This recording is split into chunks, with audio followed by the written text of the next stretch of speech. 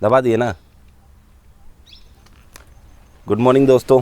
और ये आज की सुबह थोड़ी सी ख़राब ज़रूर है, और क्यों ख़राब है आप वीडियो में हमारे आगे बढ़ने से पहले हम एक क्लिपिंग दिखाते हैं, आप उसे देखिए। मेरे तरफ आया था उसका ध्यान।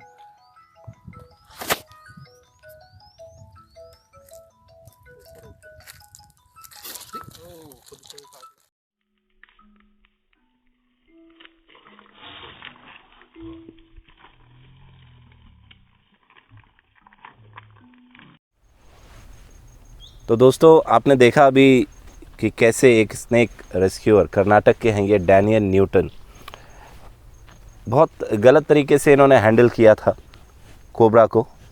और ऐसा नहीं है कि ये कोई नए रेस्क्यूअर है, ये काफ़ी पुराने हैं, अनुभवी हैं, लेकिन इनका हैंडल करने का तरीका जो था किसी भी स्नेक को ये ऐसा ही था।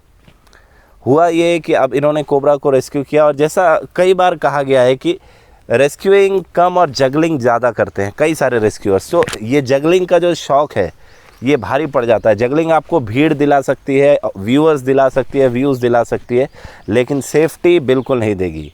आप कितने भी सेफ्टी इक्विपमेंट्स पहन लें, लेकिन अगर आप स्नेक के साथ, एक वेनमस स्नेक के साथ अगर इस तरह का खेल दिखाते हैं तो आपकी जान जाना तय है।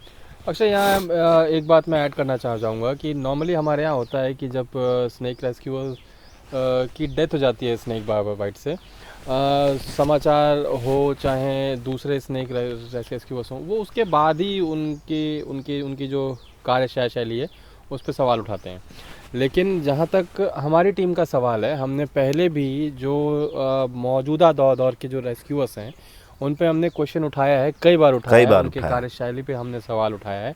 क्योंकि अगर किसी बंदे की मौत हो जाती है उसके बाद हम उस पर 50 सवाल भी उठा दें तो उससे किसी का कोई फ़ायदा नहीं होने वाला है। जो अभी जीवित हैं और जो अभी इस फील्ड में हैं और काम कर रहे हैं, वो जब बिना सेफ्टी के मतलब लिए और सिर्फ जगलिंग, सिर्फ भीड़ जमा करने के लिए और सिर्फ पॉपुलैरिटी के लिए जब इस काम को करते हैं, तो हमारा और आप लोगों का दोनों का ये कर्तव्य बनता है कि हम ऐसे लोगों को रोकें। न रोक पाए तो एटलीस्ट उनको प्रमोट ना करें। इससे उनकी जान भी सेफ रहेगी, और जो नए रेस्क्यूअर्स हैं जो आना चाहते हैं उनको सीख मिलेगी इससे। YouTube पर आने के बाद बड़ा इजी है। हमने कई बार शुरू में भी कहा है कि हम व्यूज़ के लिए, हमारी टीम काफ़ी बड़ी है और टीम के कोई भी सदस्य फ्री हैंडलिंग को तवज्जो नहीं देते हैं। हमने काफ़ी शुरू में ही ये बताया था। 1 साल आज हमारे चैनल को होने जा रहा है, और इस 1 साल में हमने या हमारी टीम के किसी भी सदस्य ने फ्री हैंडलिंग को तवज्जो नहीं दी है। हम फ्री हैंडल नहीं करना चाहते, ना ही करेंगे। ऐसा नहीं है कि हमें करना नहीं आता या हम कर नहीं सकते। We have the skills to do that. हमारे पास भी वो स्किल्स हैं कि हम कर लें, लेकिन फ्री हैंडलिंग करने से ना सिर्फ हमें खतरा होता है, बल्कि जीव जो स्नेक को हम रेस्क्यू करते हैं, जिस जानवर को हम बचा के लाते हैं, उस पर भी उतना ही खतरा मंडराता है। और अक्षय, सबसे बड़ी बात यहाँ ये है कि हमको नेचर का सम्मान करना चाहिए, उन जीवों का सम्मान करना चाहिए। ईश्वर ने या नेचर ने जो पावर्स उनको दी है, हमको ऐसा कभी नहीं सोचना चाहिए कि हम किसी कंडीशन में उनको ओवर पावर कर सकते हैं, या फिर हमारी समझ, हमारी बुद्धि, हमारी कौशल के आगे उनके जो पावर्स हैं वो कुछ भी नहीं है। अगर हम ऐसा मानते हैं, ऐसा समझते हैं, तो ये हमारी बेवकूफ़ी है।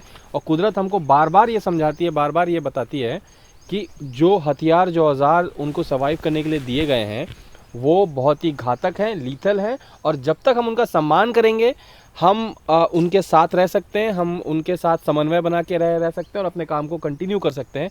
जहां हम ओवर कॉन्फिडेंस में आके उनको कम करके आंकेंगे, वहीं हमारे साथ हादसा। इक्विपमेंट्स आपको कॉन्फिडेंस देते हैं, लेकिन आप उसे ओवर कॉन्फिडेंस में बदल देते हैं।